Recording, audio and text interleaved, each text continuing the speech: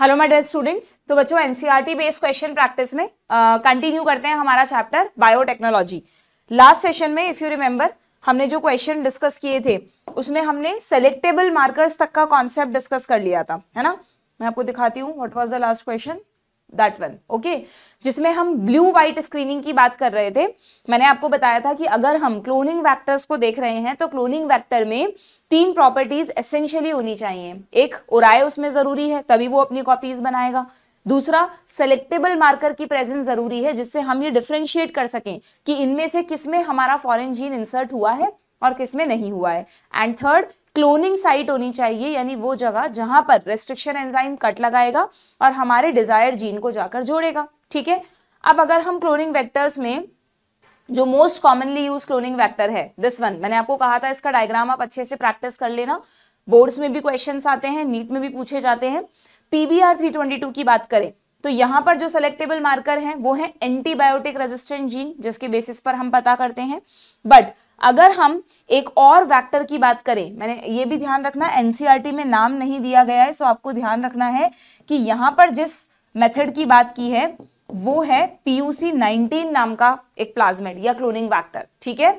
तो इसमें हम कैसे डिसाइड करते हैं कि भाई किसमें हमारा फॉरेन जीन है या किसमें नहीं। ध्यान है, कॉन्सेप्ट बताया था मैंने आपको कि लास्ट में जब दो तरह की कॉलोनीज बनेंगी, एक ब्लू कलर्ड कॉलोनीज और एक कलरलेस कॉलोनी, तो आप एग्जाम में गलत मत कर देना। यूजुअली हमें लगता है कि यार ब्लू कॉलोनीज हमारे काम की हैं जिसमें कलर आया और जो कलरलेस है वो हमारे काम की नहीं है, बट ऐसा बिल्कुल नहीं है। यहाँ पर जस्ट उल्टा केस है, जो ब्लू कलर्ड कॉलोनीज हैं वो हमारे काम की नहीं है। ब्लू कलर्ड कॉलोनीज बनने का मतलब है कि वहां हमारा फॉरेन जीन इंसर्ट नहीं हुआ है। ठीक है। और जो कलरलेस कॉलोनीज हैं उन्हें सेलेक्ट कर लिया जाएगा फॉर फर्दर कल्चर, क्योंकि वही वो बैक्टीरिया हैं जिनके अंदर हमारा जीन है और अब हम उनसे मनचाहा प्रोडक्ट बना सकते हैं। ठीक है। तो इस कॉन्सेप्ट पर क्वेश्चन आएगा तो गलत नहीं होना चाहिए। क्लियर। अब इसी में हमने एक थोड़ा सा टॉपिक हमारा रह गया था कि प्लाज्मिड्स के अलावा और कौन कौन से क्लोनिंग वेक्टर्स हैं जिनको यूज किया जाता है। ठीक है। तो उसी से रिलेटेड क्वेश्चंस हम करेंगे और साथ साथ में रिवीजन भी करेंगे। ओके। तो देखते हैं नेक्स्ट क्वेश्चन क्या है हमारे पास।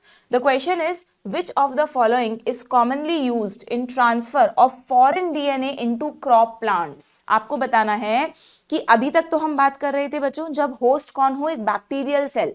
तो मैंने आपको कहा था बैक्टीरियल सेल में अगर आपको जीन इंसर्ट करना है तो जनरली हम किसको यूज करते हैं, प्लाज्मिड्स को। और प्लाज्मिड को अंदर डालने के लिए कौन सा मेथड यूज करते हैं, डाइवेलेंट केटायन मेथड। ठीक है। बट अगर मान लो होस्ट सेल एक प्लांट सेल है, यानी अब हमें बैक्टीरिया को एज अ फैक्ट्री यूज नहीं करना बच्चों, एक प्लांट सेल है, हम उसी को जेनेटिकली मॉडिफाई करना चाहते हैं। हम चाहते हैं कि प्लांट सेल में सेल वॉल होती है, सेल मेम्ब्रेन होती है, खुद का न्यूक्लियस होता है, खुद का जीनोम होता है। तो प्लांट सेल का जो डीएनए है ना, उसके जो भी जीन्स हैं उनमें हमारा एक मनचाहा जीन जाकर ऐड हो जाए। तो अब हमारे पास कुछ मेथड तो होना चाहिए कि ये जो जीन है छोटा सा, इस जीन को मैं प्लांट सेल के अंदर कैसे भेजूं। ठीक है। तो यहां पर पूछा है कि अगर आप प्लांट में एक फॉरेन डीएनए को इंट्रोड्यूस करना चाहते हैं तो आप इन चारों में से क्या कॉमनली यूज करते हैं। अगेन इसके भी बहुत सारे मेथड्स हैं, आपने चैप्टर पढ़ रखा है तो यू नो कि इसके लिए हम जीन गन मेथड भी यूज कर सकते हैं। डायरेक्टली इस डीएनए को एक बुलेट बनाकर गन में लोड कर दें और प्लांट सेल्स पर शूट कर दें। प्रॉपर मतलब जो इसका सेटअप होता है उसके थ्रू ये किया जाता है, ऐसा नहीं कि बस उठा के गन चला दी। ठीक है। एक प्रॉपर सेटअप होता है जिसके थ्रू ये सब करते हैं, तो जीन गन मेथड भी होता है। बट जीन गन मेथड के अलावा अगर हम एक क्लोनिंग वेक्टर के थ्रू जीन को अंदर भेजना चाहते हैं तो फिर कौन सा वेक्टर यूज होता है, तब आपको ध्यान रखना है, very very very important and very commonly asked, agrobacterium tumefaciens. ठीक है। एग्रोबैक्टीरियम नाम से ही पता चल रहा है, एग्रो यानी एग्रीकल्चर। ये एक ऐसा बैक्टीरिया है बच्चों जो एग्रीकल्चर यानी क्रॉप्स को इन्फेक्ट करता है। और ट्यूमीफेशियंस क्यों लिखा है, ट्यूमर कॉजिंग। अगर नॉर्मली, अभी मैं कोई जेनेटिक इंजीनियरिंग की बात नहीं कर रही, अगर हम इस बैक्टीरिया को देखें ना तो ये बैक्टीरिया अगर किसी प्लांट में चला जाए तो उस प्लांट में ट्यूमर कर देता है। जैसे हमारे में कैंसर होता है ऐसे प्लांट में भी ट्यूमर्स होते हैं, कैंसर होते हैं। तो एग्रोबैक्टीरियम ट्यूमीफेशियंस एक पैथोजन है। अब आप देखो बायोटेक्नोलॉजिस्ट कितने कमाल के हैं कि उन्होंने एक पैथोजन को अपने टूल में बदल लिया। ये वैसे एक पैथोजन है, यानी ये प्लांट्स में जाता है और प्लांट को बीमार कर देता है, पर इसका जो बीमार करने का मैकेनिज्म था ना वो बड़ा इंटरेस्टिंग था। मैंने तुम्हें पढ़ा रखा है लेक्चर में, नहीं देखा है तो देख लेना एक बार लेक्चर, कि जो एग्रोबैक्टीरियम है, जब ये मान लो मैं यहाँ पर ड्रॉ करती हूँ, एक बार ये वाला हटा देती हूँ, अगर ये एक एग्रोबैक्टीरियम है, ये बैक्टीरिया है, ठीक है, इस बैक्टीरिया को इस प्लांट सेल में डिजीज, इस प्लांट पूरा का पूरा प्लांट है तो एक सेल बनाई है मैंने, उसमें डिजीज करनी है, तो ये बैक्टीरिया क्या करता है, प्लांट पर अटैक करता है, और प्लांट पर अटैक करने के बाद ये इस बैक्टीरिया का ये रहा जीनोम और ये रहा इसका प्लाज्मिड, इस प्लाज्मिड का नाम है TI plasmid, tumour inducing plasmid, क्योंकि इस प्लाज्मिड में एक स्पेसिफिक सीक्वेंस होती है बच्चों जिसको कहते हैं टीडीएनए। सब कुछ पढ़ रखा है हमने, सिर्फ यहाँ पे रिवाइज करा रही हूँ मैं आपको, ठीक है। एक स्पेसिफिक सीक्वेंस है दैट इज टीडीएनए, जो ट्यूमर कॉज करने के लिए रिस्पॉन्सिबल है। तो जब ये बैक्टीरिया प्लांट पर अटैक करता है ना, तो ये प्लांट सेल में अपना प्लाज्मिड भेजता है। सोचो ये ऐसा, मतलब बहुत अलग अलग तरीके होते हैं ना सब बैक्टीरिया के इन्फेक्शन करने के। हो सकता है कोई बैक्टीरिया हमारी बॉडी में जाकर टॉक्सिन्स बनाए, कोई बैक्टीरिया हम पर किस तरह से अटैक करे। इस बैक्टीरिया का जो अटैक करने का तरीका है ना वो बड़ा यूनिक है। बायोटेक्नोलॉजिस्ट को जब पता चला कि यार ये तो क्या करता है कि ये प्लांट जब प्लांट में जाता है तो प्लांट सेल से अटैच हो जाता है, इनके बीच में कनेक्शन क्रिएट हो जाता है, और ये ना अपनी ये वाला जो स्पेशल सेगमेंट है टीडीएनए, इस सेगमेंट की कॉपी बनाता है, सिर्फ इस सेगमेंट की, और फिर इस कॉपी को प्लांट सेल में भेजता है, और फिर ये कॉपी जाकर प्लांट सेल के डीएनए से जुड़ जाती है। सोचो, मतलब ये डीएनए प्लांट का ही पार्ट बन गया, और फिर जैसे ही ये प्लांट सेल का पार्ट बनता है तो ये कुछ ऐसे जरूरी प्रोटीन्स बनाता है, कुछ ऐसे चेंजेस करता है कि ये प्लांट सेल मल्टीप्लाई करने लगती है अनकंट्रोल्ड वे में, तो ट्यूमर बन जाता है। और साथ साथ में ये कुछ ऐसे ये कुछ ऐसे प्रोडक्ट्स भी बनाता है, प्रोटीन्स भी बनाता है जो बैक्टीरिया के सर्वाइवल के लिए जरूरी है। दो काम हो गए ना, एक तो उसने प्लांट सेल को ट्यूमरस बना दिया, तो प्लांट सेल डिवाइड करे जा रही हैं, और हर सेल कुछ ऐसे जरूरी प्रोडक्ट्स बना रही है जो बैक्टीरिया को जिंदा रखेंगे और प्लांट को बीमार करती जाएंगी। ओके, तो जब बायोटेक्नोलॉजिस्ट को ये बात समझ में आई तो उन्होंने कहा यार एक काम करते हैं, हम इस बैक्टीरिया को खुद के लिए यूज कर लेते हैं। कैसे यूज करें, क्यों इसी बैक्टीरिया को क्यों चूज किया, क्योंकि ये बैक्टीरिया अपना एक जीन प्लांट सेल में डिलीवर कर सकता है। तो बायोटेक्नोलॉजिस्ट ने क्या किया आप समझ गए होंगे कि अगर ये हमारा डिजायर्ड जीन है जो हम इस प्लांट सेल में डालना चाहते हैं, तो इस डिजायर्ड जीन को इस प्लाज्मिड में अटैच किया। पहले इस प्लाज्मिड की जो पैथोजेनिक सीक्वेंस है ना टीडीएनए, भाई हम प्लांट को बीमार थोड़ी ना करना चाहते हैं, तो हमने क्या किया, प्लांट बीमार क्यों हो रहा था, इस टीडीएनए की वजह से, तो इस टीडीएनए की सीक्वेंस में अपना जीन इंसर्ट कर दिया। तो एक तरह से टीडीएनए का इफेक्ट तो खत्म, पर बैक्टीरिया में जो प्रॉपर्टीज हैं वो खत्म नहीं हुई। अब अब आपने एक तरह से क्या किया है, बैक्टीरिया को जेनेटिकली ट्रांसफॉर्म कर लिया है। बैक्टीरिया को पहले ट्रांसफॉर्म किया है ना, अब इस बैक्टीरिया का इन्फेक्शन करवाया प्लांट में। तो जब ये बैक्टीरिया प्लांट सेल पर अटैक करेगा, कनेक्शन बनाएगा, अपने डीएनए की कॉपी करके इसको भेजेगा, तो देखो आपका जो जीन है वो भी तो पहुंच जाएगा ना यहाँ पर, है ना। और इस जीन के पहुंचने से आपका क्या पर्पस पूरा हो जाएगा कि अब इस प्लांट सेल के पास आपका डिजायर्ड जीन पहुंच गया, और इस जीन के पहुंचने से अब प्लांट क्या हो गया, जेनेटिकली मॉडिफाई हो गया। और सबसे अच्छी बात कि ये बैक्टीरिया कुछ ही दिनों में मर जाएगा, क्योंकि आपने इस सीक्वेंस को चेंज कर दिया ना, तो अब इस बैक्टीरिया की जरूरत की प्रोटीन्स नहीं बन पाएंगी, and this bacteria will die. तो ना तो प्लांट को डिजीज हुई, ना बैक्टीरिया सरवाइव कर पाया, बल्कि जो हम जीन चाहते थे वो प्लांट सेल के अंदर चला गया। तो इस तरह से इसको जेनेटिकली मॉडिफाई करके, जनरली जो क्रॉप प्लांट्स हैं उसमें भी आप देखो एनसीईआरटी में लिखा है कि ये जो बैक्टीरिया है ये किस में डिजीज करता है, बहुत इंपॉर्टेंट है, नीट में आता है तो आप कंफ्यूज हो जाते हैं, डाइकॉट प्लांट्स में या मोनोकॉट प्लांट्स में।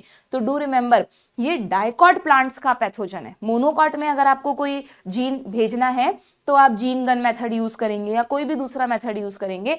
इस बैक्टीरिया को आप सिर्फ तब यूज कर सकते हो जब आपको डाइकॉट में इन्फेक्शन करना हो, ठीक है। इसके लिए कोई ट्रिक बना लेना अगर पॉसिबल हो तो, कि भाई जिससे आपको ध्यान रहे कि ये डाइकॉट्स में बनता है। ऐसा मुझे कोई ट्रिक याद नहीं आ रही है फिलहाल, है ना। कोई आपके दिमाग में हो अच्छी सी ट्रिक तो शेयर भी कर देना कमेंट बॉक्स में। ओके, तो डाइकॉट प्लांट्स में जीन इंट्रोड्यूस करने के लिए हमने इस बैक्टीरिया को यूज किया।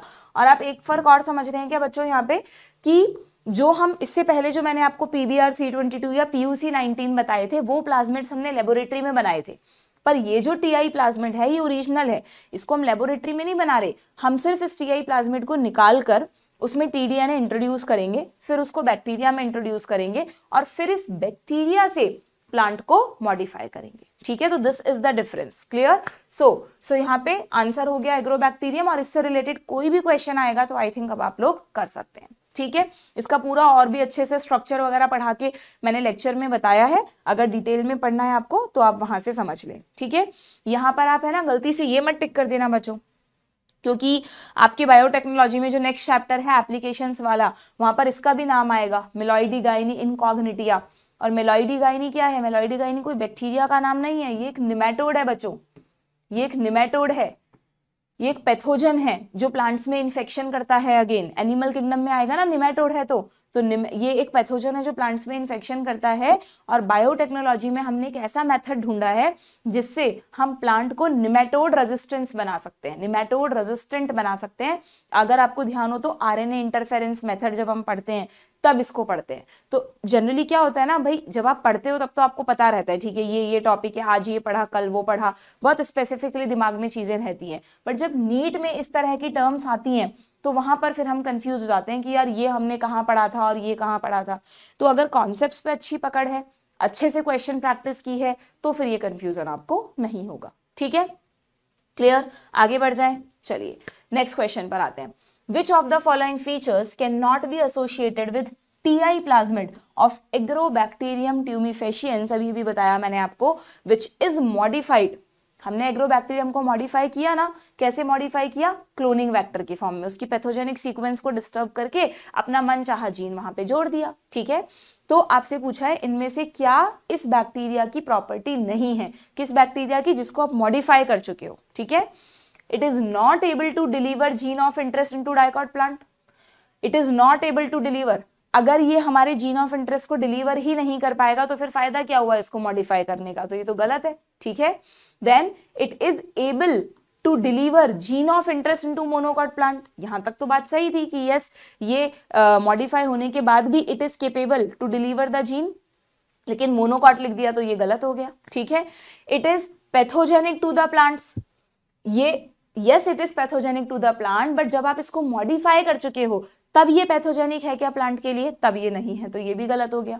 आपसे पूछा था which can not be associated, यानी इनमें से क्या स्टेटमेंट सही नहीं है, तो तीनों ही सही नहीं है, यानी all of the above answer हो जाएगा। ठीक है, इस तरह के क्वेश्चंस में थोड़ा सा लैंग्वेज पढ़ के ना कभी कभी हमें कंफ्यूजन हो जाता है कि यार क्या पूछना चाह रहा है, करेक्ट पूछ रहा है कि इनकरेक्ट पूछ रहा है। फिर उस केस में आप सारे ऑप्शन देख लिया करो, अगर सारे ऑप्शंस पर एक ही लॉजिक लग रहा है कि सारे ही गलत है तो फिर but obvious all of the above होगा। ठीक है, क्लियर? चलिए आगे बढ़े, नेक्स्ट क्वेश्चन पर आते हैं। नेक्स्ट क्वेश्चन क्या है? मैच द कॉलम पूछा है भाई। ठीक है, बताओ मैच द कॉलम कर दो, इजी है तो कर लोगे। प्लाज्मिड को किससे मैच करूं, प्लाज्मिड को किससे मैच करूं? इससे कर दूं, circular extra chromosomal DNA. Bacteriophage क्या है? बैक्टीरियोफेज एक बैक्टीरियल वायरस है। कॉस्मिड्स क्या है? कॉस्मिड एक, अच्छा ये एनसीईआरटी में नहीं है बच्चों। कॉस्मिड एक्चुअली क्या होता है, जैसे नॉर्मली तो प्लाज्मिड्स को हम यूज करते हैं as a cloning vector, but कई बार ना थोड़े जो जीन ऑफ इंटरेस्ट होता है उसका साइज थोड़ा बड़ा होता है, तो बड़े साइज के जीन को प्लाज्मिड से जोड़ना पॉसिबल नहीं हो पा रहा था। तो बायोटेक्नोलॉजिस्ट ने क्या किया, प्लाज्मिड्स को पहले थोड़ा मॉडिफाई करा, जैसे प्लाज्मिड्स के साथ कोई कॉस साइट जोड़ दी। ये सब साइट्स क्या होती हैं, ये बैक्टीरियोफेज वगैरह के डीएनए से निकाली जाती हैं, सीक्वेंसेस होती हैं सिंपली। ठीक है, तो आपके लेवल पे तो आप यूं समझ लो कुछ हाइब्रिड वेक्टर्स होते हैं जिनमें दो अलग अलग ऑर्गेनिजम्स के डीएनए को जोड़कर पहले एक प्लाज्मिड या वेक्टर बनाते हैं और फिर उस वेक्टर को as a cloning vector use करते हैं। ठीक है, तो उसमें कॉस्मिड आता है, फेजमिड आता है। दो एग्जाम्पल याद रखो, एक कॉस्मिड और एक फेजमिड। वैसे मुझे नहीं लगता आउट ऑफ एनसीईआरटी तो तुमसे पूछेंगे ये, बट फिर भी ठीक है, आप याद रखना चाहो तो रख सकते हो। तो कॉस्मिड को मैं किससे मैच करूं, इससे कर दूं क्या, hybrid vector derive from plasmid. ठीक है, इसमें क्या ऐड कर दिया, इसमें प्लस कॉस साइट ऐड कर दी जाती है, इसलिए इसका नाम बन गया कॉस्मिड। और एगारोस तो हमने पहले ही पढ़ लिया था, जेल इलेक्ट्रोफोरेसिस में यूज होता है, सीवीड से एक्सट्रैक्ट किया जाता है। क्लियर? तो ए को 4 से मैच कर दो, बी को 1 से मैच कर दो, एक ही ऑप्शन में है, सो ऑप्शन बी। डन, आगे बढ़े, next question. Assertion reason. In our DNA technology, human genes are often transferred into bacteria or yeast. बताओ भाई, ये कह रहा है कि जब हम RDNA टेक्नोलॉजी यूज करते हैं तो उसमें ह्यूमन जीन्स को जनरली बैक्टीरिया में या यीस्ट में ट्रांसफर करते हैं। यस, बैक्टीरिया में तो करते ही हैं, यीस्ट आपने इतना कॉमनली पढ़ा नहीं, बट क्योंकि यीस्ट भी सिंगल सेल्ड है तो यीस्ट में भी बच्चों से ट्रांसफर किया जाता है। ठीक है, तो ये सही है। then both bacteria and yeast multiply very fast to form huge population which express the desired gene. सही है क्या ये बात? both bacteria and yeast multiply very fast to form huge population. yes, इसीलिए तो यूज कर रहे हैं हम. क्यों हमने as a factory bacterial cells को चुना या यीस्ट को चुना? क्योंकि ये सिंगल सेल्ड हैं. इनको मल्टीप्लाई करके आप थाउजेंड्स ऑफ वॉल्यूम में इनका कल्चर ले सकते हो. ठीक है, तो यस ये सही है और ये इसको एक्सप्लेन भी कर रहा है. सो यहाँ पर आंसर हो जाएगा ऑप्शन ए. ठीक है, डन. आगे बढ़े. चलिए नेक्स्ट क्वेश्चन पर आते हैं. Match the column. ठीक है, अब ये कहाँ से आया है भाई? जब तुम्हारा क्लोनिंग वेक्टर वाला पार्ट कंप्लीट हो जाता है इसमें क्लोनिंग वेक्टर में एक ये भी क्वेश्चन बन सकता है बच्चों. ये एआई टीआई प्लाज्मिड तो बता ही दिया मैंने तुमको. इसके अलावा ये भी ध्यान रखना, रेट्रोवायरस कहाँ दे रखा है इसमें? रेट्रोवायरस ये रहे. जब एनिमल सेल्स में आपको जीन ट्रांसफर करना है तो या तो हम वो वाला मेथड यूज करते हैं, इंजेक्शन वाला, माइक्रो इंजेक्शन मेथड. जैसे प्लांट सेल के लिए जीन गन है वैसे एनिमल सेल के लिए माइक्रो इंजेक्शन है. बट अगर आप एनिमल सेल में एक लिविंग वेक्टर के थ्रू अपना जीन भेजना चाहते हो तो फिर आप किसको यूज करेंगे? रेट्रोवायरसेस को. ठीक है, इवन बैक्टीरियल सेल में भेजना चाहते हैं लिविंग वेक्टर के थ्रू तो फिर आप यूज करेंगे बैक्टीरियोफेजेस को. ठीक है, तो हर होस्ट के लिए लिविंग वेक्टर्स भी हैं यानी बायोलॉजिकल वेक्टर्स भी हैं और सिंपली नॉन लिविंग वेक्टर्स भी है. नॉन लिविंग का मतलब gene gun method, micro injection method, divalent cation method. ये सब तो कैसे मेथड हो गए? जिसमें आप कोई लिविंग एजेंट को यूज नहीं कर रहे. बट अगर आप किसी लिविंग एजेंट को यूज करोगे तो वो कौन से हुए? वो हुए बायोलॉजिकल वेक्टर मीडिएटेड मेथड कहते हैं उनको. जैसे कि बैक्टीरियल सेल के लिए हो गया प्लाज्मिड, ये प्लांट सेल के लिए हो गया आपका अभी बताया था एग्रोबैक्टीरियम का टीआई प्लाज्मिड, और एनिमल सेल के लिए हो गया रेट्रोवायरस. ठीक है, इवन बैक्टीरिया के लिए बैक्टीरियोफेजेस भी हो जाएगा. ठीक है, ध्यान रखना. अच्छा, बैक्टीरिया के लिए प्लाज्मिड को इधर रखो तुम, क्योंकि प्लाज्मिड एज सच खुद लिविंग थोड़ी ना है.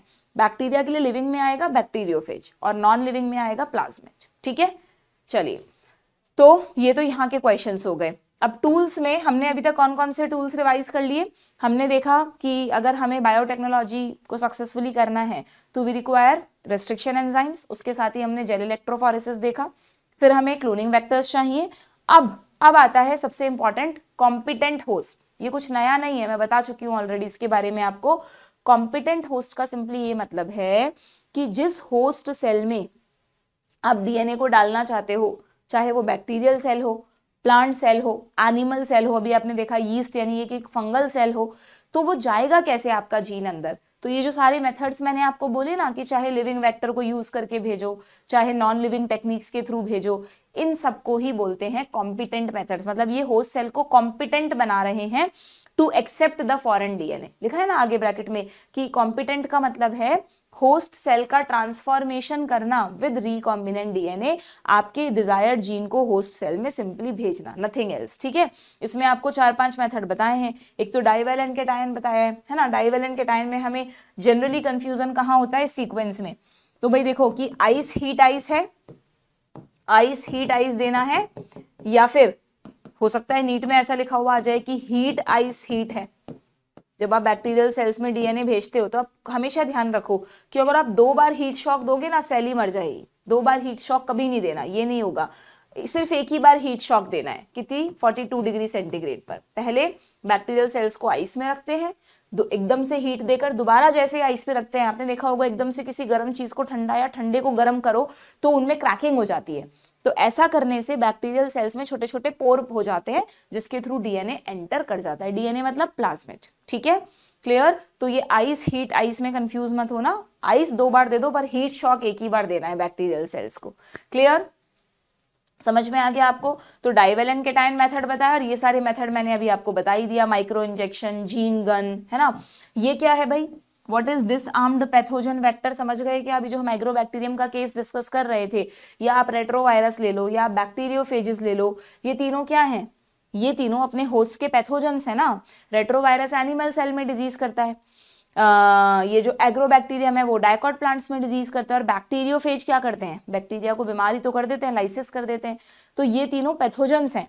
पर बायोटेक्नोलॉजिस्ट ने अपना दिमाग यूज करके इन पैथोजेंस को डिसआर्म कर दिया, इनके हथियार छीन लिए इनसे और इन्हें क्या पकड़ा दिया? डिजायर्ड जीन पकड़ा दिया. और फिर कहा कि अब जाओ अटैक करो, कोई दिक्कत नहीं है, बल्कि अच्छी बात है, हमारा जीन होस्ट में पहुंच जाएगा। तो डिसआर्म्ड पैथोजन वेक्टर में सारे लिविंग वेक्टर्स आ जाते हैं आपके, डू रिमेंबर दिस, ठीक है। तो 4 मेथड हो गए, divalent cation, micro injection, gene gun and disarmed pathogen vector, ठीक है। जीन गन का एक और नाम याद रखेंगे सब, बायोलिस्टिक। इसमें ये भी पूछते हैं कि जब जीन गन मेथड यूज करते हैं तो डीएनए की कोटिंग किससे की जाती है? वो जो बुलेट्स होती हैं, बड़ी महंगी बुलेट्स होती हैं ये वाली, गोल्ड और टंगस्टन से बनाया जाता है इनको, उन बुलेट्स की बात नहीं कर रही जो मूवीज में आप देखते हो। ये बुलेट्स हैं बायोटेक्नोलॉजी वाली, जिसमें आप डीएनए को गोल्ड या टंगस्टन, क्योंकि ये इनएक्टिव हैं, इनर्ट हैं, इनसे कोटिंग कर देते हो, फिर उन बुलेट्स को गन में लोड करके प्लांट सेल पर शूट करते हैं, जिससे वो प्लांट सेल के अंदर जाकर उनसे चिपक जाएं या उनमें इंसर्ट हो जाएं सिंपली, ठीक है। बहुत डिटेल्स हैं बच्चों, आप ना इन मेथड्स को ये मत समझना कि मैम ऐसा कैसे पॉसिबल है, कैसे वो अंदर गया, कैसे जुड़ा, बहुत बहुत डिटेल्स हैं इन मेथड्स की, वो नहीं पढ़नी है हमें, ना हमें पढ़ाई गई है वो, ना ही आपसे पूछी जाएंगी। ये तो सिर्फ बहुत ऊपर ऊपर से बेसिक नॉलेज आपको दी गई है कि बायोटेक्नोलॉजी में होता क्या है एक्चुअली में, ठीक है। चलिए नाउ तो यहाँ पर देखते हैं, क्वेश्चन आया है, बहुत सिंपल सा क्वेश्चन है, एग्जाम में आ जाए तो आराम से कर देंगे आप। डाइवेलेंट केटायन को किससे मैच करूं? बैक्टीरियल सेल से कर दूं। जीन गन को किससे मैच करूं? जीन, अब देखो इसमें थोड़ा सा कंफ्यूजन होता है हमें कि गन किस में यूज करें और इंजेक्शन किस में यूज करें। बहुत सीधी सी बात है, प्लांट सेल्स आपको पता है, प्लांट सेल के चारों तरफ रिजिड सेल वॉल होती है, क्या एक रिजिड स्ट्रक्चर में मैं इंजेक्शन लगा सकती हूँ? नहीं। अगर चारों तरफ रिजिड स्ट्रक्चर है तो आपको फोर्सफुली अपनी चीज भेजनी पड़ेगी, तो फोर्सफुली कौन भेजेगा? गन। तो गन किसके लिए यूज होगा? प्लांट सेल के लिए। एंड एनिमल सेल में आपको पता है नो सेल वॉल, कोई रिजिड स्ट्रक्चर नहीं है, फ्लेक्सिबल सेल मेम्ब्रेन है, तो आप इजीली उसमें इंजेक्शन दे सकते हैं। तो यानी यहाँ पर क्या होगा? इंजेक्शन, ठीक है। तो कंफ्यूजन नहीं होगा ना इस ट्रिक से, लिख लेना अपनी एनसीईआरटी में। एंड डिसआर्म्ड पैथोजन वेक्टर में बहुत सारे हैं, बैक्टीरियोफेज भी आएगा, रेट्रोवायरस भी आएंगे, एग्रोबैक्टीरियम भी इसी में आएगा, तीनों याद रखना है, कुछ भी आ सकता है एग्जाम में, ठीक है। चलो कर दो मैच, ए को 3 से, एक ही ऑप्शन में लो भाई, फर्स्ट ऑप्शन से ही आपको आपका आंसर मिल गया, ठीक है, डन। चलिए आगे बढ़े, नेक्स्ट ये देखो आ गया, for transformation micro particles coated with DNA to be bombarded with gene gun are made up of. ये जो माइक्रो पार्टिकल का मतलब जो बुलेट्स होती हैं which are coated with DNA, वो किसकी बनी होती हैं? तो अभी बताया था मैंने आपको, गोल्ड और टंगस्टन, ठीक है। अभी तो बड़ा अच्छे से याद है, अभी भी मैम ने बताया है, पर जब एग्जाम में आते हैं ना ऐसे ऑप्शन, प्लैटिनम है ना, यहाँ भी लिखा है, यहाँ भी लिखा है, तो फिर तुम सोच में पड़ जाओगे कि यार क्या था, प्लैटिनम था कि गोल्ड था। तो इस तरह की जो चीजें होती हैं उनको थोड़ा मल्टीपल टाइम्स रिवाइज किया करो, ठीक है। बार बार रिवाइज करोगे, बार बार क्वेश्चंस करोगे, मॉक टेस्ट दोगे, तो बार बार वो चीजें आपके दिमाग में बैठ जाएंगी, वरना फिर वही होगा कि मैम हम तो अच्छे से पढ़ के गए थे बट हमारे मार्क्स ही नहीं आए, है ना। सिर्फ अच्छे से पढ़ना मैटर नहीं करता, पढ़ने के बाद आपको अच्छे से रिवीजन भी करना होगा, आपको 1-2 टेस्ट में भी अपीयर होना होगा, तब जाके आपकी एक फुल प्रूफ प्रिपरेशन होगी, ठीक है। चलिए नेक्स्ट क्वेश्चन पर आ जाए, ये हो गया, okay. Again match the column है। अच्छा, ये यहाँ तक आपका ये वाला पार्ट कंप्लीट हो गया बच्चों, टूल्स वाला। इस चैप्टर में जो जो बायोटेक के इंपॉर्टेंट टूल्स हैं वो आपको बता दिए। इसके अलावा और भी कई एंजाइम्स होते हैं, लाइगेज वगैरह, जो बायोटेक में यूज होते हैं, उनको यहाँ डिस्कस नहीं किया है, ठीक है। अब इस चैप्टर का जो सेकेंड हाफ है उसमें आपको ये सब जो हमने पढ़े ना अलग अलग टूल्स, इन टूल्स को यूज करके पूरी टेक्निक समझाई है, जो 6 स्टेप्स हैं अलग अलग, है ना, कि कैसे आप पहले, सबसे पहले आप खुद बताओ क्या होगा बेसिक इसका। सबसे पहले हम क्या करेंगे, अगर हम चाहते हैं इंसुलिन बनाने वाला जीन ह्यूमन सेल से निकाल लें और बैक्टीरियल सेल में डाल दें, ठीक है, तो सबसे पहले मुझे उस इंसुलिन बनाने वाले जीन को बैक्टीरिया से निकालना पड़ेगा ना। तो मुझे बैक्टीरिया क्या, ह्यूमन से निकालना पड़ेगा ना। तो ह्यूमन सेल, आप सोचो ह्यूमन सेल में सेल मेम्ब्रेन है, अंदर न्यूक्लियर मेम्ब्रेन है, पूरा डीएनए है, उसके अंदर कहीं एक छोटा सा जीन बैठा है, इन सारे बैरियर्स को तोड़ना पड़ेगा ना। तो इन सारे बैरियर्स को तोड़ने के लिए सबसे पहले आइसोलेशन ऑफ डीएनए किया जाता है। ऐसा नहीं कि सेल उठाई, रेस्ट्रिक्शन एंजाइम की कैंची उठाई और काट दिया, ऐसे नहीं होता, है ना। पहले आपको ह्यूमन सेल या जो भी सोर्स सेल है जिससे आपको वो जीन निकालना है, उस सेल को क्या करना होगा, उस सेल से डीएनए को आइसोलेट करना होगा, फिर डीएनए से जीन निकालेंगे, वो बात की बात है। और डीएनए आइसोलेट करने के लिए you have to use different enzymes. पहले तो सेल को सेंट्रीफ्यूज करते हैं तेजी से, आपको पता है सेंट्रीफ्यूगेशन से क्या होता है, फोर्सेस लगते हैं और सब मेम्ब्रेन्स वगैरह टूट जाती हैं। फिर उसमें डीएनए किस किस के साथ उलझा हुआ है, डीएनए के पास आरएनए है, कई तरह की प्रोटीन्स हैं, तो आरएनएज, प्रोटीएज, इस तरह के एंजाइम्स डाल देंगे, डीएनएज मत डाल देना, ठीक है। तो ये सारे एंजाइम से क्या होगा, आरएनएज, प्रोटीएज, लाइपेज, कोई कार्बोहाइड्रेट्स हैं उनको तोड़ बाहर, जैसे सेल वॉल थी तो सेल वॉल को तोड़ने के लिए यहाँ पर पूछते हैं ये क्वेश्चन कि अगर आप एक फंगल सेल से जीन निकालना चाहते हैं तो काइटिनेज डालो, अगर बैक्टीरियल सेल से जीन निकालना है तो बताओ बैक्टीरियल सेल वॉल किसकी बनी होती है, किसको याद है, देखिए बैक्टीरियल सेल सबको पता है, फंगल सेल वॉल किसकी बनी है, काइटिन की, प्लांट सेल वॉल किसकी बनी है, सेल्यूलोज की, fungal cell wall bacterial cell wall बताओ मुझे किसकी बनी है, बैक्टीरियल सेल वॉल किसकी बनी है, याद आया, कुछ पढ़ा था हमने, बैक्टीरियल सेल वॉल बनी है किसकी, पेप्टाइडोग्लाइकन्स की, म्यूरिन्स की, ध्यान है। तो हमने सबके लिए एंजाइम पढ़ा है, काइटिन के लिए काइटिनेज, सेल्यूलोज के लिए सेल्यूलेज, पेप्टाइडोग्लाइकन्स को तोड़ने के लिए तुम क्या करोगे, ये जो म्यूरिन्स हैं इनको तोड़ने के लिए तुम क्या करोगे, तो ध्यान रखना एग्जाम में कंफ्यूज मत हो जाना, इसके लिए लाइसोजाइम यूज होते हैं बच्चों, ये कहीं पढ़ा है क्या, ह्यूमन हेल्थ में पढ़ा है क्या लाइसोजाइम, जो हमारी सलाइवा है, हमारे टीयर्स हैं, नेचर ने इन सब में लाइसोजाइम डाला है कि अगर बैक्टीरिया घुसने की कोशिश करेंगे ना तुम्हारी बॉडी में तो लाइसोजाइम उन्हें मार देगा। लाइसोजाइम एंटीबैक्टीरियल होता है बच्चों, ये एंटीबैक्टीरियल एंजाइम है, ठीक है। कैसे मारता है, बैक्टीरिया की सेल वॉल का लाइसिस कर देता है, सेल वॉल ही नहीं रहती तो बैक्टीरियल सेल भी मर जाती है, ठीक है। तो यहाँ पर हम बैक्टीरियल सेल वॉल का लाइसिस करने के लिए लाइसोजाइम यूज करेंगे, बाकी सबके लिए तो तुम्हें ध्यान रहेंगे एंजाइम, ठीक है। ये सब लाइसिस हो गया, आपने एंजाइम्स वगैरह डाल दिए। अब वो जो सोल्यूशन है आपको दिख थोड़ी ना रहा है कहाँ गई सब चीजें, आपको तो उसमें से डीएनए निकालना है। तो वेरी वेरी इंपॉर्टेंट, बहुत इजी क्वेश्चन है, बहुत बार नीट में पूछा गया है। लास्ट में हम उसमें एकदम चिल्ड इथेनॉल डालते हैं। जिन बच्चों ने 12th में अपने स्कूल में लैब में एक्सपेरिमेंट्स किए होंगे, ये बहुत कॉमन सा एक्सपेरिमेंट है, वहां पर आपको आइसोलेशन ऑफ डीएनए करवाते हैं और उसके लिए चिल्ड इथेनॉल, एकदम ओवरनाइट चिल्ड, उसको जिसको रेफ्रिजरेट कर रखा है ऐसा चिल्ड इथेनॉल डालते हैं।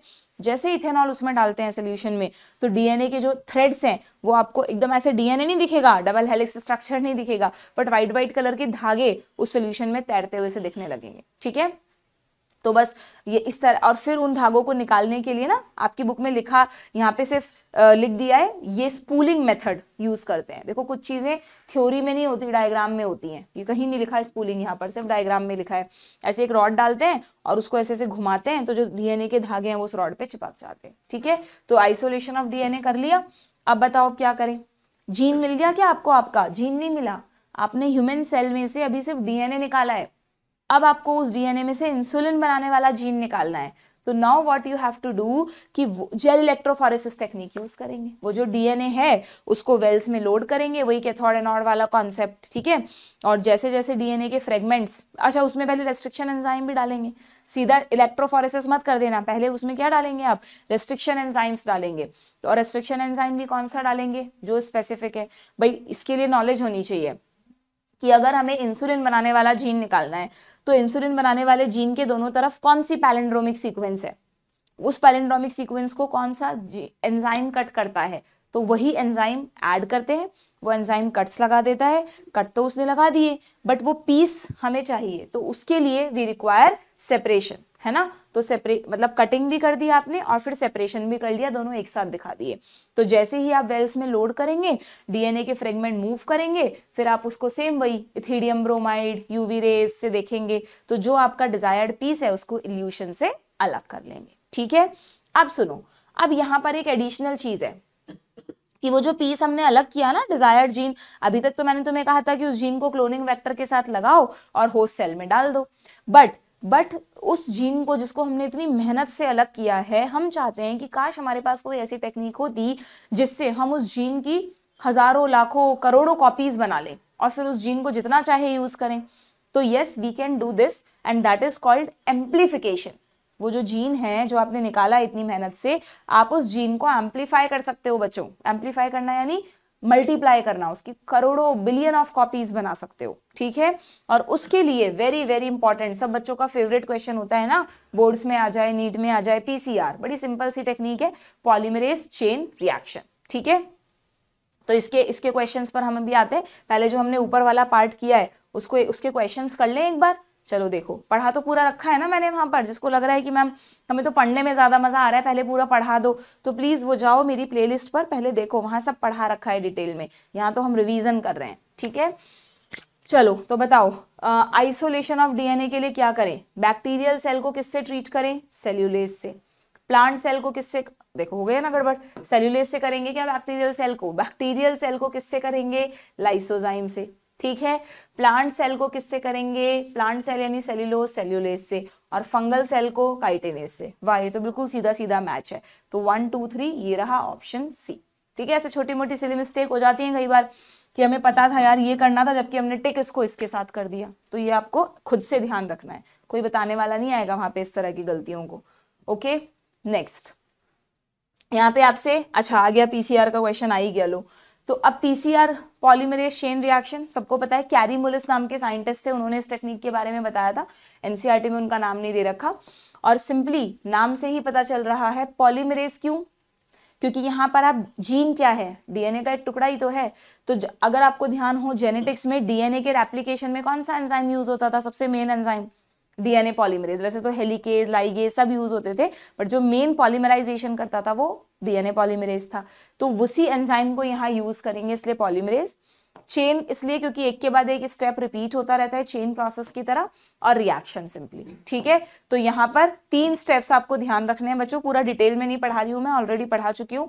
3 स्टेप्स आपको ध्यान रखने हैं। सबसे पहले डीनेचुरेशन। डीनेचुरेशन का मतलब इतना हाई टेम्परेचर, लगभग 95 डिग्री सेंटीग्रेड टेम्परेचर पर जो आपका जीन है, डीएनए है, उसको स्प्लिट कर दिया जाता है, उसके दोनों स्ट्रैंड अलग अलग हो जाते हैं हीट देते ही, ठीक है। इसी को डीनेचुरेशन कहते हैं। इसके बाद टेम्परेचर थोड़ा कम कर देते हैं और 2 प्राइमर्स ऐड कर देते हैं। वहां रेप्लिकेशन में तो क्या होता है, धीरे धीरे खुलता है ना डीएनए, इसलिए एक ही तरफ प्राइमर ऐड होते हैं, मतलब एक तरह से यूं समझ लो कि ऑपोजिट डायरेक्शन में रेप्लिकेशन चलता है।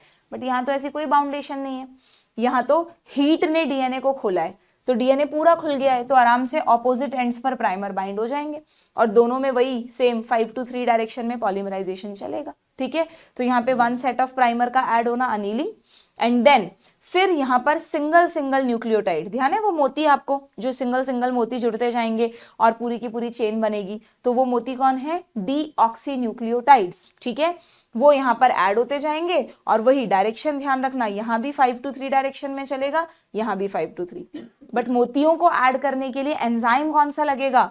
डीएनए पॉलीमरेज, जो वहां पढ़ा था आपने। और इस डीएनए पॉलीमरेज की खासियत है कि क्योंकि यहाँ पर आप देख रहे हो टेम्परेचर बहुत हाई चल रहा है, इसलिए क्या करना होगा, हमें एक ऐसा डीएनए पॉलीमरेज चाहिए जो हाई टेम्परेचर पे भी स्टेबल हो, थर्मोस्टेबल। नॉर्मली एंजाइम्स में थर्मोस्टेबिलिटी नहीं होती, you know that. High temperature पर एंजाइम का जो स्ट्रक्चर है वो डीनेचर हो जाता है, बट यहाँ हम चाहते हैं एंजाइम सही रहे, तो इसलिए यहाँ पर ये जो डीएनए पॉलीमरेज है, ये बहुत आता है क्वेश्चन, वेरी वेरी इंपॉर्टेंट। इसको एक bacteria Thermus aquaticus, thermophilic bacteria है, थर्मस एक्वेटिकस से निकाला जाता है, that's why it is called Taq polymerase, ठीक है। टेक पॉलीमरेज कहते हैं इस एंजाइम को, ध्यान रहेगा। और जैसे ही जुड़ते जाते हैं इस एंजाइम की मदद से, तो दैट इज कॉल्ड एक्सटेंशन। एक डीएनए से सेम उसके जैसे 2 डीएनए बन गए। अब ये तीनों स्टेप फिर से रिपीट होते हैं, तो 2 से 4, 4 से 8, 8 से 16, 16 से 32, ऐसे करके डीएनए का नंबर बढ़ता जाता है। एंड यहाँ पे एक कैलकुलेशन आपको दी है कि अगर आप 30 साइकिल्स कर लोगे ना इसके, तो 30 साइकिल्स में नंबर पता है कितना हो जाएगा? ऐसे मत कर देना कि 30 का डबल 60 ही डीएनए मिलेंगे, सोचो डीएनए डबल हो रहे हैं, तो यू कांट इमेजिन कि एक पीस ऑफ डीएनए को आप 1 बिलियन पीसेस ऑफ डीएनए में बदल लोगे। एक सिंगल जो जीन था, अब सिर्फ 30 साइकिल्स के बाद आपके पास उस जीन की 1 बिलियन कॉपीज होंगी। आप कैलकुलेट करके देख लेना, आपको पता चल जाएगा, ठीक है। और तीनों स्टेप्स को बार बार रिपीट करना क्या कहलाता है? एम्प्लीफिकेशन, ठीक है। तो इसमें से कोई भी क्वेश्चन आए, गलती नहीं होनी चाहिए, बहुत अच्छा क्वेश्चन बनता है। बोर्ड वाले स्टूडेंट्स भी इसका डायग्राम, इसके स्टेप्स सबको प्रिपेयर करके जाएं, लॉन्ग क्वेश्चन आ सकता है, ठीक है। तो आप मुझे फटाफट बता दो यहाँ पर क्या मैच करूं मैं। पीसीआर कैरीमुलिस, डीनेचुरेशन में क्या हुआ था? हाइड्रोजन बॉन्ड टूटे थे। अनीलिंग में क्या हुआ था? प्राइमर जुड़ा था। और एक्सटेंशन में क्या हुआ था? पॉलीमराइजेशन। सो ए का 4 2 में है, बी 3 2 में है, अगेन सी देखना पड़ेगा हमें। सी को हमने मैच किया है 1 से और डी को 2 से, सो ऑप्शन डी, ठीक है। डन है क्या? आगे बढ़ जाएं, चलिए। Match the following column, again match करना है आपको बच्चों। पीसीआर को किससे मैच करें? पीसीआर में हम एम्प्लीफिकेशन ऑफ जीन कर रहे हैं, ठीक है भाई। बायोरिएक्टर अभी हम देखेंगे आगे, लार्ज स्केल कल्चर के लिए यूज होता है। टेक पॉलीमरेज थर्मस एक्वेटिकस नाम के बैक्टीरिया से निकाला गया है। और जेल इलेक्ट्रोफोरेसिस डीएनए को सेपरेट करने के लिए यूज होती है, उसके फ्रेगमेंट्स को सेपरेट करने के लिए, ठीक है। तो ए का 4 हो जाएगा, बी का 3, एक ही ऑप्शन में है क्या? तो ठीक है, ऑप्शन सी। मतलब अगर कॉन्सेप्ट्स आपको आते हैं तो बायोटेक में गलती नहीं होगी, पर कॉन्सेप्ट बनाना, कॉन्सेप्ट पे hold banana is not easy. आपने बायोटेक शुरू से लेकर एंड तक पूरी अच्छी तरह पढ़ी है, समझी है, नोट्स बनाए हैं, तो ही आपकी इस पे कमांड होगी, वरना बीच बीच में कंफ्यूजन्स होंगे, ठीक है। नेक्स्ट, स्टेप्स ऑफ पीसीआर दिए हैं, उनको आपको अरेंज करना है भाई, कर लो, क्या दिक्कत है? बताओ कैसे अरेंज करूं? Annealing, isolation, extension. But obvious सबसे पहले आइसोलेशन करेंगे हम, आइसोलेशन के बाद डीनेचुरेशन कर दो, फिर अनीलिंग कर दो और फिर एक्सटेंशन कर दो। इसमें तो कोई प्रॉब्लम ही नहीं है ना, डीनेचुरेशन, अनीलिंग, एक्सटेंशन, DAE, यही सीक्वेंस होगी हमेशा, ठीक है। और DAE को रिपीट करना बार बार इज एम्प्लीफिकेशन। हो सकता है नीट में क्वेश्चन आए तो आप एक्सटेंशन और एम्प्लीफिकेशन में कंफ्यूज हो जाएं, क्योंकि दोनों का मीनिंग अल्टीमेटली सेम ही तो है। एक्सटेंशन में भी किसी चीज को बढ़ाना, एम्प्लीफिकेशन में भी बढ़ाना, बट एक्सटेंशन मतलब किसी चीज को खींच के एक्सटेंड करना यानी चेन बनाना, और एम्प्लीफाई करना यानी उसका नंबर बढ़ाना, ठीक है। तो कंफ्यूज मत होना। सो बी के बाद D, B D A and C, सही है, BDAC, ये रहा ऑप्शन बी। डन, आगे बढ़ जाए। चलो अगेन मैच द कॉलम भाई। प्राइमर्स, बताओ प्राइमर्स को किससे मैच करें? प्राइमर्स को किससे मैच करें? अभी बताया था मैंने आपको, प्राइमर्स कहाँ यूज हो रहे हैं? पीसीआर में यूज हो रहे हैं, तो सीधा सीधा ही मैच हो गया भाई। Separation and purification of product, अब यहाँ पे वो वाला सेपरेशन नहीं है बच्चों, वो डीएनए फ्रेगमेंट्स का सेपरेशन था। ये कह रहा है जो प्रोडक्ट हमें मिलेगा ना जीन से, उस प्रोडक्ट को सेपरेट एंड प्योरीफाई कैसे करते हैं, तो इस चैप्टर के एंड में दे रखा है डाउन स्ट्रीम। चलो एक बार बता देती हूँ, पहले रुको जरा तुम्हें। यहाँ तक तो मैंने तुम्हें कहानी बता दी कि अगर हम एक ह्यूमन सेल के जीन को बैक्टीरियल सेल में डालना चाहते हैं, तो सबसे पहले हमने ह्यूमन सेल से डीएनए को आइसोलेट किया, फर्स्ट स्टेप। फिर सेकेंड स्टेप में हमने उस डीएनए को डाइजेस्ट किया या कटिंग की उसकी बाय रेस्ट्रिक्शन एंजाइम, और उन फ्रेगमेंट्स को अलग करने के लिए जेल इलेक्ट्रोफोरेसिस यूज किया, ये सेकेंड स्टेप हो गया।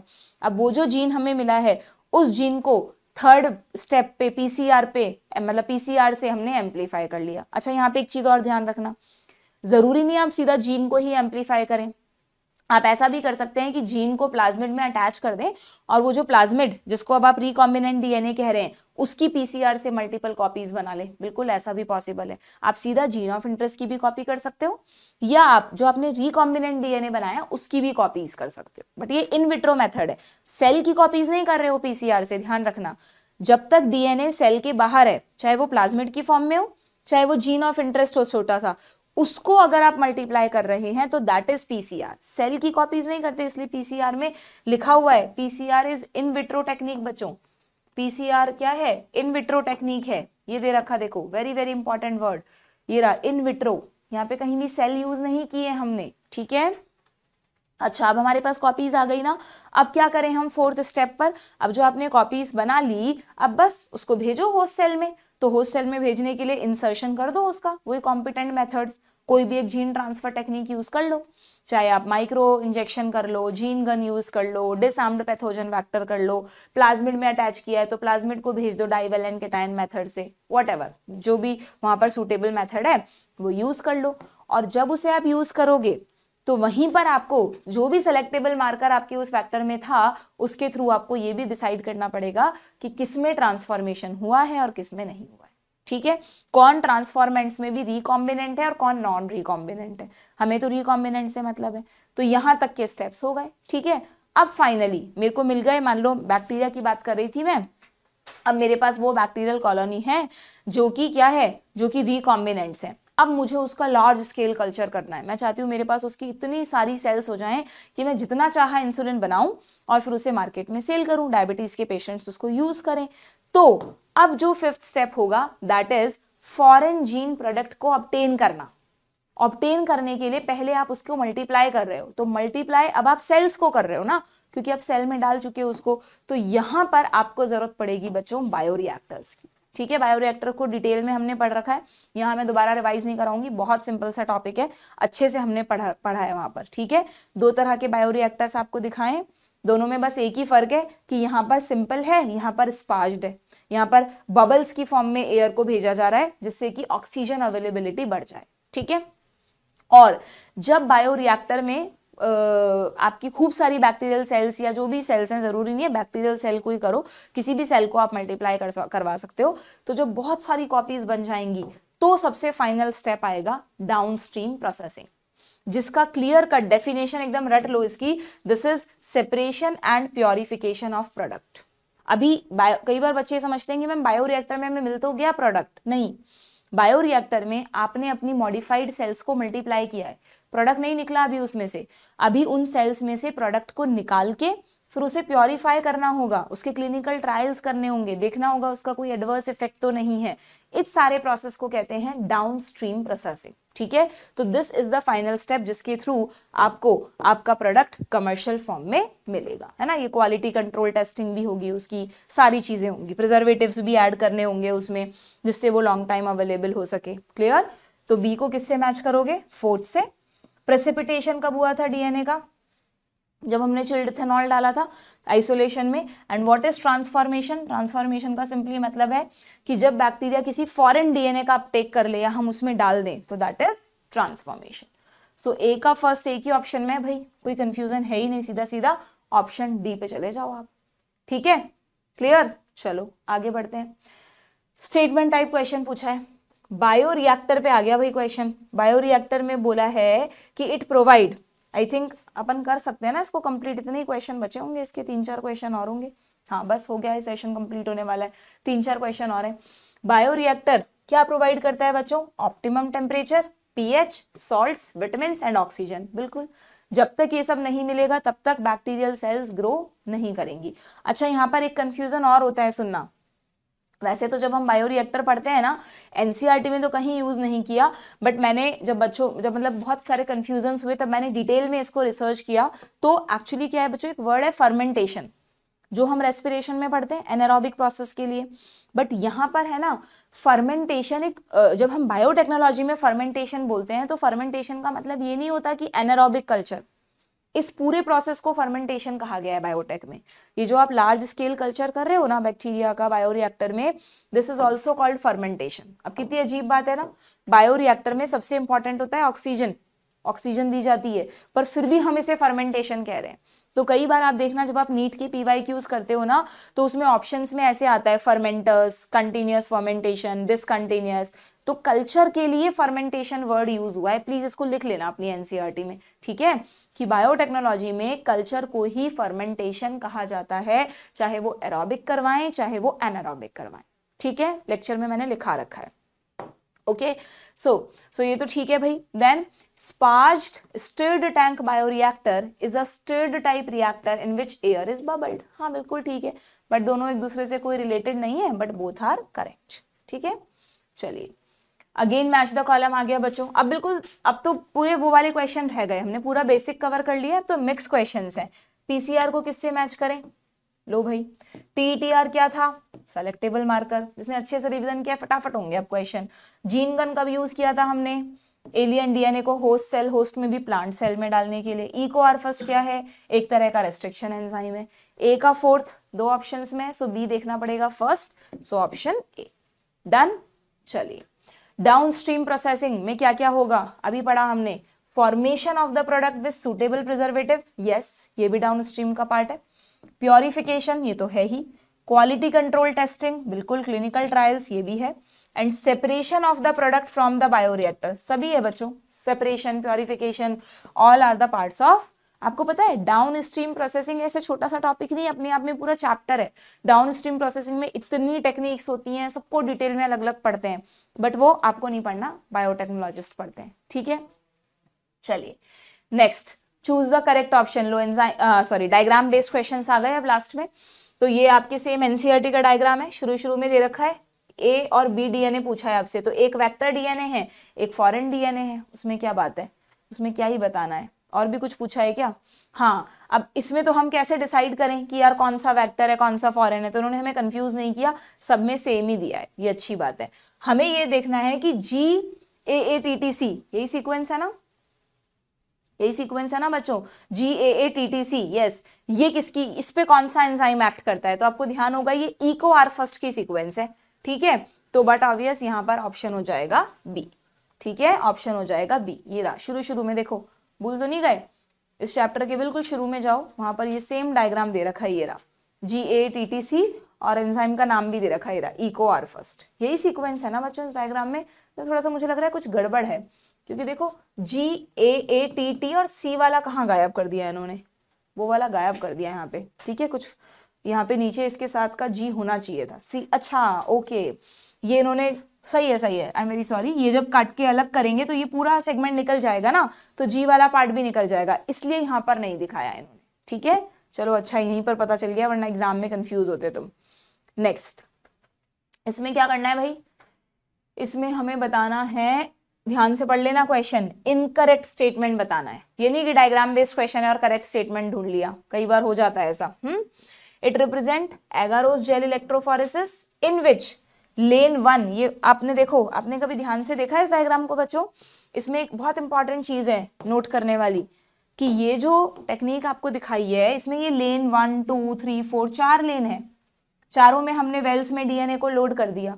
अब ये जो फर्स्ट लेन है इसमें एक ही डीएनए का फ्रेगमेंट क्यों दिख रहा है, जब हमने वोल्टेज दिया तो यहां तक और फ्रेगमेंट भी आने चाहिए थे ना, इसका मतलब इस वेल में एक ऐसा डीएनए पड़ा था जो अनडाइजेस्टेड है, जिसका फ्रेगमेंट्स ही नहीं हुए, इसलिए यहाँ पर वो डीएनए एक था तो उसका एक ही बैंड मिल गया हमें, है ना। यहाँ पर बहुत सारे बैंड हुए, जितने ज्यादा बैंड्स होंगे डीएनए के पीसेस होंगे उतने ही बैंड्स आपको मिलेंगे। सो ये कहीं लिखा भी है एनसीईआरटी में, देखो ये लिखा कि this technique showing undigested DNA, lane 1 में अनडाइजेस्टेड डीएनए बैठा हुआ है, ठीक है, यहाँ पे आप लिख देना जिससे रिवीजन के टाइम पे आपका ध्यान चला जाए, ठीक है। तो ये सही है, yes. Larger the fragment the farther it moves, हाथी तेज भागेगा कि चूहा, चूहा, तो हाथी तो पीछे ही रह जाएगा, तो लार्जर द फ्रेगमेंट, ये गलत हो गया, कह रहा है वो दूर तक जाएगा, नहीं। The separated DNA fragment can be visualised after staining in the visible light, बताओ विजिबल लाइट में दिख जाएगा तुम्हें स्टेनिंग करके, बिल्कुल नहीं, यूवी लाइट चाहिए उसको। The separated DNA band are cut out from the agarose gel and extracted from the gel piece known as elution, बिल्कुल ठीक है। डीएनए फ्रेगमेंट्स नेगेटिवली चार्ज होते हैं, कोई बच्चा भूल तो नहीं गया, डीएनए नेगेटिवली चार्ज है, एसिडिक है, हिस्टोन्स पॉजिटिवली चार्ज हैं, बेसिक है, ठीक है। सो हमें इनकरेक्ट बताना था बच्चों, तो यहाँ पर हो जाएगा सेकंड एंड थर्ड, ये रहा सेकंड एंड थर्ड, यानी ऑप्शन बी, ठीक है। चलिए आगे आते हैं, ये पीसीआर का डायग्राम है, इसके ऑप्शन कहाँ गए, ऑप्शन ही नहीं है इसके, चलो कुछ मिसप्रिंट हो गया बच्चों है तो। Which of the following statement are correct with reference to the illustration given below, given above, कोई बात नहीं है, ठीक है, स्टेप वैसे ही पहचान लो, देखो तुम PQR पहचान लोगे ना, P क्या है, P में आप देख रहे हो, P में यहाँ पर आपको एक पीस ऑफ डीएनए दिखाया है, Q में दोनों चीजें दिखा दी, डीनेचुरेशन भी दिखा दी और अनीलिंग भी दिखा दी, ऐसा मत कर देना P में डीनेचुरेशन दिखाया है, यहाँ पे P में तो आपको सिर्फ ये दिखाया है कि भाई एक डीएनए है, अब Q में डीएनए सेपरेट भी हो गया और उससे प्राइमर भी जुड़ गए, ठीक है, और फिर R में एक्सटेंशन हो रहा है, clear. Next, choose the correct option, इसमें क्या बताना है हमें, अच्छा मैंने कहा था ना आपको, देखो ऐसा क्वेश्चन आ सकता है तो हमेशा ध्यान रखना, AMPR, A यानी पहला, इस पे तो PP बैठा है और टेट्रा पे कौन बैठा है, बस, यानी BMH फर्स्ट और SAL फर्स्ट, ठीक है। तो B तो हमें पता है, B क्या है, BMH फर्स्ट, अब ये दो ऑप्शन में दे दिया, फिर हमें एक और चीज पता होनी चाहिए, ये देखा था कि किसी ने EcoR फर्स्ट था, ओहो ये भी दो में दे दिया, EcoR फर्स्ट, फिर हमें ये भी पता होना चाहिए, तो ये तो भाई ओराए था, तो D यहाँ पर ओराए है, D ओराए इसमें दिया है, ठीक है, और CAMPR बिल्कुल ठीक है, यानी ऑप्शन D, यानी वही बच्चा इस क्वेश्चन को कर पाएगा जिसने इस डायग्राम को अच्छे से पढ़ा है, वरना गड़बड़ हो सकती है। Okay, identify the correct match, बताओ भाई ये कौन सा एपरेटस है बच्चों, इसमें स्पार्ज बबल्स दिखाए हैं, तो ये स्पार्ज्ड रिएक्टर है, ये रहा सीधा सीधा। अब देखो आ गया ना यहाँ पे, ये रहा फर्मेंटेशन प्रोसेस। अब तुम्हें पता है कि फर्मेंटेशन बायोटेक्नोलॉजी में कल्चर के लिए यूज होता है, वरना तुम यहाँ कंफ्यूज हो जाते कि यार बबलिंग हो रही है, ऑक्सीजन जा रही है और कह रहे हैं फर्मेंटेशन। तो डू रिमेंबर, बायोटेक में कल्चर को फर्मेंटेशन कहते हैं, चाहे वो ऑक्सीजन की प्रेजेंस में हो चाहे एब्सेंस में हो, ठीक है, प्लीज नोट इट डाउन। और यहाँ पे आपके क्वेश्चंस हो गए खत्म। क्लियर? तो ये आपका चैप्टर हो गया है बच्चों ओवर। हमने सारे के सारे टॉपिक्स इसके क्वेश्चन के साथ साथ रिवाइज कर लिए हैं। और मुझे नहीं लगता बच्चों ये वाला सेशन अटेंड करने के बाद आपको फिर भी वन शॉट की अलग से जरूरत पड़ेगी क्या?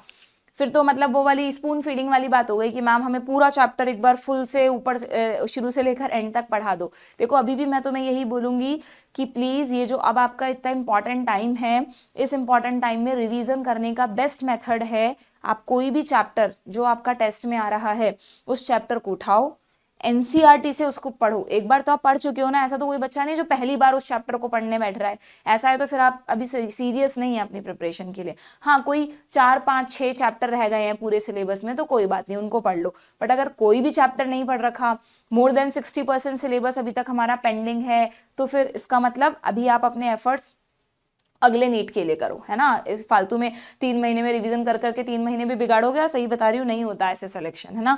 आपका सिलेबस 80% तो अब तक हो जाना चाहिए। 20% रह गया कोई बात नहीं, वो साथ साथ में हो जाएगा। वैसे सबसे अच्छी बात तो ये है कि पूरा हो चुका होना चाहिए था, बट ठीक है 20% रह गया, जनवरी एंड तक कर लेना, कोई दिक्कत नहीं है, ठीक है। और रिवीजन करने के लिए बेस्ट मेथड क्या है आपका? पहले तो वही चैप्टर रिवाइज करोगे जो टेस्ट में आ रहा है, इधर उधर के मन से नहीं कुछ भी उठा लिया। जो टेस्ट में आ रहा है उन्हीं चैप्टर्स को रिवाइज करो। रिवाइज करने के लिए आप क्योंकि ऑलरेडी उसके लेक्चर देख चुके हो तो आप एनसीईआरटी से उसको जो मेन हाईलाइटेड वर्ड्स हैं वो पढ़ो। थोड़ी सी दिक्कत है तो बीच बीच में मेरे NCERT line to line series के कुछ टॉपिक्स देख सकते हो। एंड फिर ये जो सीरीज चल रही है जिसमें मैं आपको एनसीईआरटी बेस्ड क्वेश्चन प्रैक्टिस करा रही हूँ, टाइम निकालकर इसको अटेंड करो। इसमें एक चैप्टर के ज्यादा से ज्यादा 2 सेशंस होते हैं तो आपको 2 घंटे लगेंगे। और इसके साथ जब आप क्वेश्चंस कर लो मेरे साथ यहाँ पे, फिर आप खुद से अपने क्वेश्चंस थोड़े से लगाओ और देखो उसमें से कितने सही हैं कितने गलत। अगर आपका टॉपिक अच्छा है तो मोर देन 80% क्वेश्चंस आपके सही होंगे, ठीक है। अगर 50-50% का रेशो आ रहा है मतलब अभी कमांड नहीं है, 60% भी आ रहा है तो भी कमांड नहीं है, 70 को तो क्रॉस करना ही करना चाहिए आपका। 70% से ऊपर मार्क्स तो आने ही चाहिए जब आप खुद से क्वेश्चन कर रहे हो तो। And don't miss any of the test. जहां पे भी आप तैयारी कर रहे हैं, जो भी मॉक टेस्ट आपके लिए जा रहे हैं बच्चों, वेदर आपकी प्रिपरेशन है नहीं है, आपको टेस्ट अटेम्प्ट करना है। अगर टेस्ट से भागोगे तो कभी नहीं जान पाओगे कि आप एक्चुअली में कहाँ स्टैंड कर रहे हो। अगर नीट की प्रिपरेशन सच्चे मन से कर रहे हो तो प्लीज टेस्ट अटेम्प्ट करो, सामना करो, देखो कितना स्कोर आ रहा है, जो भी आ रहा है उसके अकॉर्डिंग फिर अपनी प्रिपरेशन करो। कोई प्रॉब्लम है, कोई गाइडेंस चाहिए तो मुझे कमेंट बॉक्स में बताना, आई विल रिप्लाई, ठीक है। एंड नेक्स्ट सेशन में हम बायोटेक्नोलॉजी में ही जो नेक्स्ट चैप्टर है इसका एप्लीकेशंस, उसको कंटिन्यू करेंगे। प्लीज पढ़कर आना, लेक्चर अवेलेबल है लाइन टू लाइन सीरीज में, तो आपको क्वेश्चंस करने में मजा आएगा, ठीक है। Good bye.